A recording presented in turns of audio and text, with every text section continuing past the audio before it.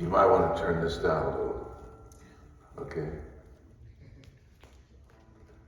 The voice of God. Although I need to be a little lower. All right, next.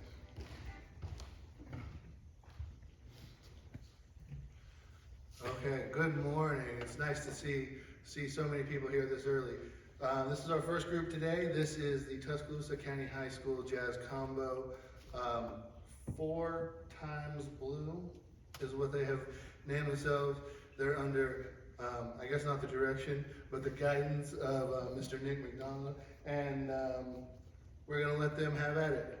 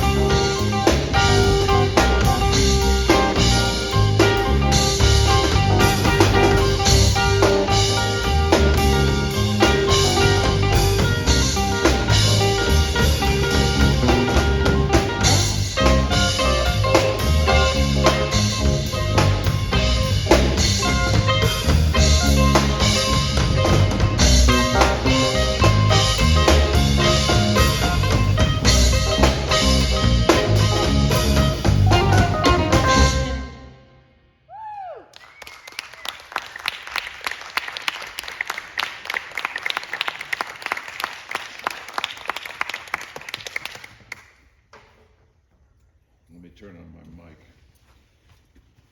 Yeah, guys. Obviously, let's see this. Obviously, you guys have your instruments in your hand a lot, and that's the secret to all of it. But one thing that you have to pay attention to is when you start getting hot, you tend to get erratic time-wise, and the time starts to float. So, you know, for instance, catching every figure all the time, sometimes I felt like it would be nice if you were just laying it straight in and letting the rhythm section itself, letting the other cats take care of all the accents, because it's not necessary to play all the all the time. You can just be like and let them do it, you know. Doesn't always have to be the drums catching everything. It gets to be a little distracting after a while. Plus, when you get loud, and this happened in each tune, well, especially in the first tune, but I have to, you know, the Blues Brothers band, the guitar player is named John Tropez. He's a great New York guitar player. And we have an arrangement in Tropez band of 4 and 6 that we play. So I was thinking of him because you guys played the melody so nice and played the head so nice. So tell me something like, you guys, did you pick up and start learning to play by ear? Listening to records and playing along? And you? I started out in concert band on too, and so I made music, like sheet music and stuff. I picked this up my freshman year. Yeah. And you? Lessons. And you? My ears really good, but I started on music as well, and But you've been listening, I mean, I was thinking about this because the first time I heard Pat Metheny, he was about 15 years old, and I was teaching at the National Stage Band camps. And I had a combo, and in the combo was Pat Metheny and Lyle Mays, and I forget who the drummer and bass player was. But the first day I spent with them, and I said, you know, I got kids who need instruction, and you guys don't. So you're on your own, and I'm gonna go work with the kids who need it, you know. So you guys are listening, and have you listened to the Wes Montgomery? Yeah, okay, so let's play a little bit of, now for instance, can we play a blues? So let's play a blues at C. 1, 2, 1, 2, 3.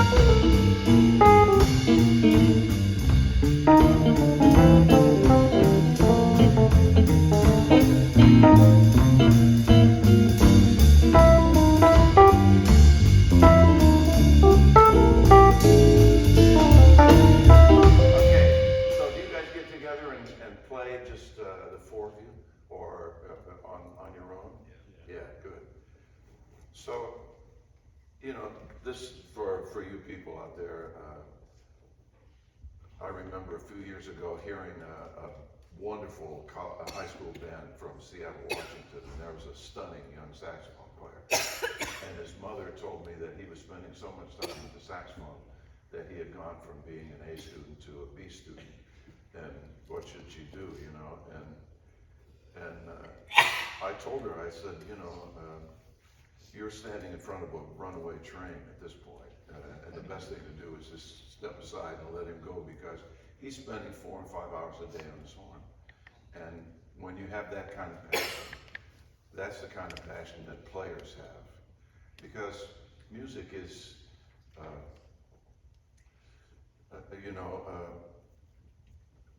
there's a lot of great amateur bands made up of lawyers and doctors and real estate guys who were good players when they were young, and the economic uncertainty of life as a playing musician was unpalatable to them, and so they end up making professional careers in another way, but they never lost their love of music.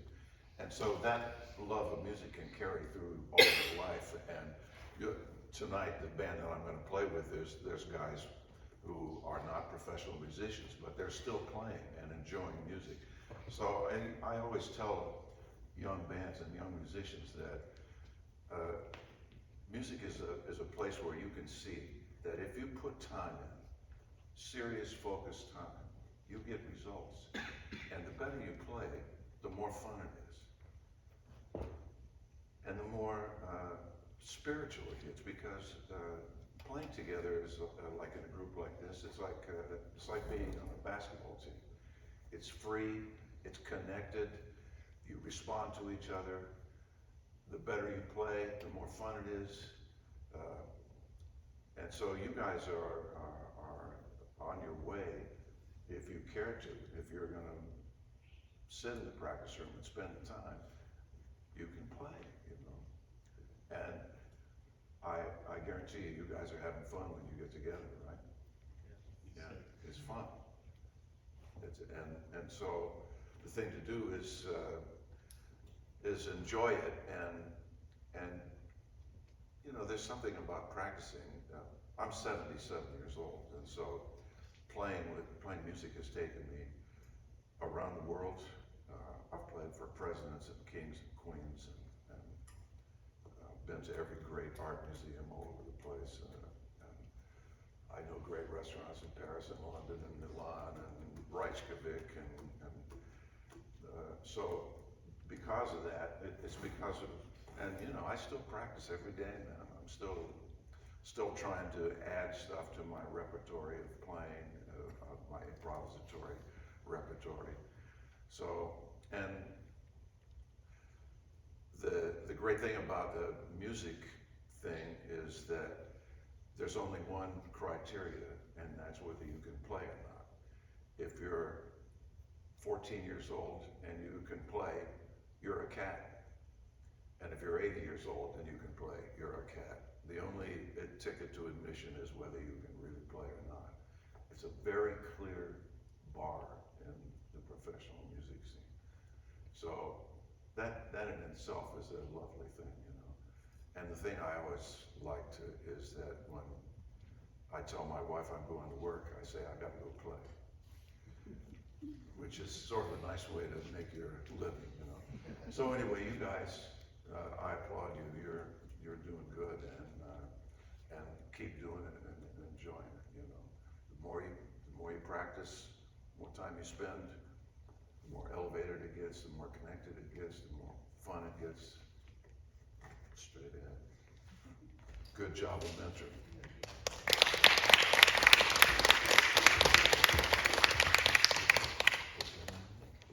Hi, Nick.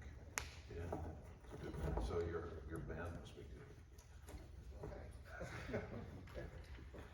Yeah, guys. Good group, huh?